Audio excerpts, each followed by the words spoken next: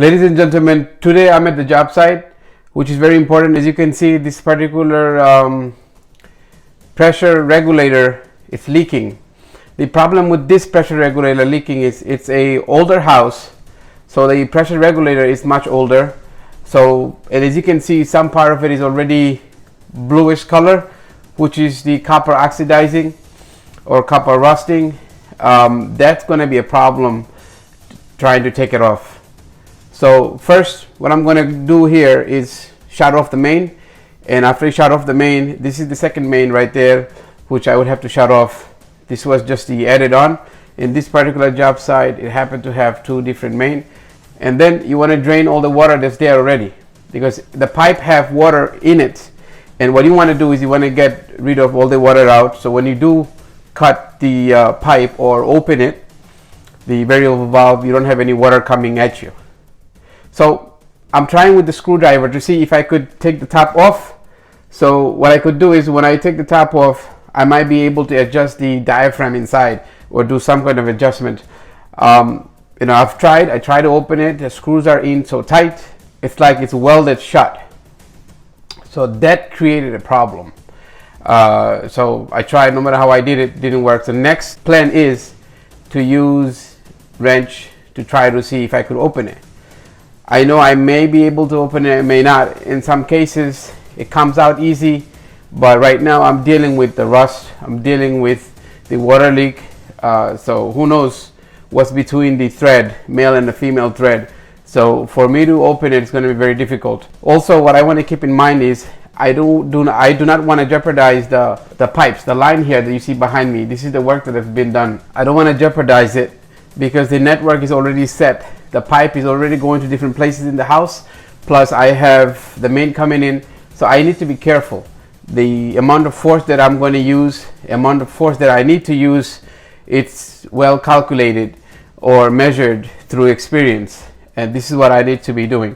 So as you see me here struggling, I am struggling here, not because of the strength, mainly because of trying to take it off. But then I do not want to spin. What happens is sometimes when you add too much pressure, the pipe gets twisted in the wrong place. Then you don't have control over the work site. So what I want to do is I want to have full control. So I'm going to use as much pressure as I can to try to see if I could get the nut to loose. In this case, the union I'm trying to open. And looks like I'm not getting too much success, because the whole pipe is moving, the whole setup is moving, and I don't want it to move like that. I even tried putting shims behind the piping to give me a leverage. That didn't work.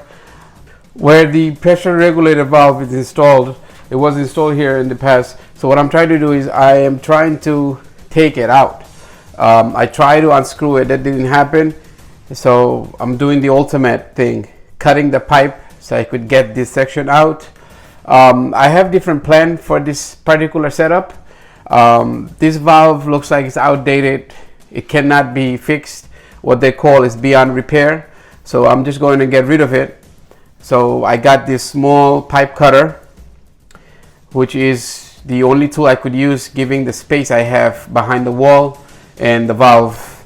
So that's very important. But remember, I turned the main off, so there's no water. I drained the water out, so there shouldn't be any water. However, you are going to have some water still coming out. At least I won't have a pressure behind it. So right now, the main goal is to cut this off, section it out, and then we'll take it from there. So now we got the whole pressure reducing valve or variable pressure, water pressure regulator, whatever you want to call it, out. So now I want to put everything back. I don't have another valve, and I don't plan on putting a valve there. I'll show you later on the video what my new plans are. However, I do have to close this, so I have to make sure it's closed. I move the valve. So what I'm going to do is I'm going to connect some fittings, and I'm going to connect some pipes and just close it where the valve used to be so that the water flow continues. So what I did was I cleaned the pipe, and then I got the flux ready. I fluxed the pipes that I need to, and then what I plan to do is try to get it all brazed or soldered. together. And I have other videos in my channel that teaches you how to solder correctly.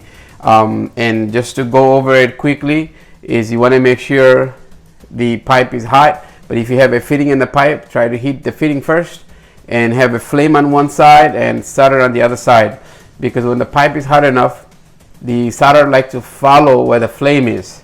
So you could pretty much direct the solder based on where the fire is.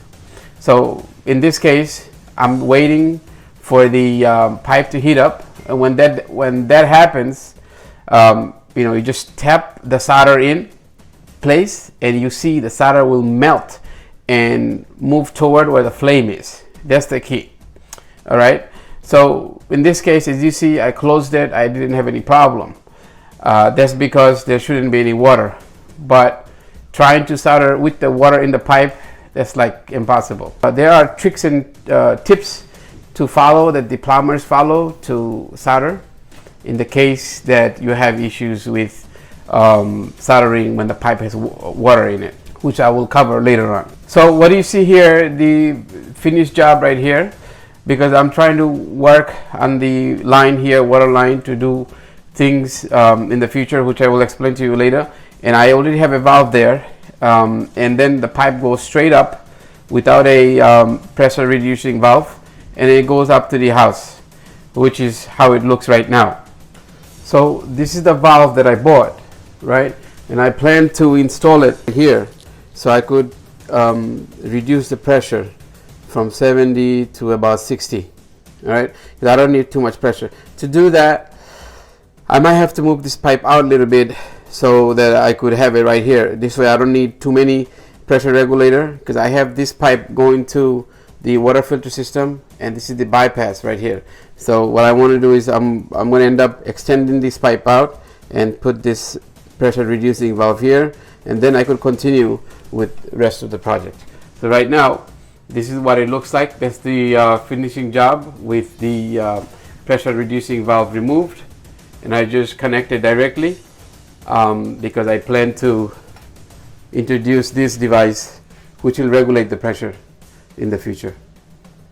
So if you found this video useful, please don't forget to subscribe, like this video, share it with anyone that you think might be interested. Thank you for watching. Watch out for the next video.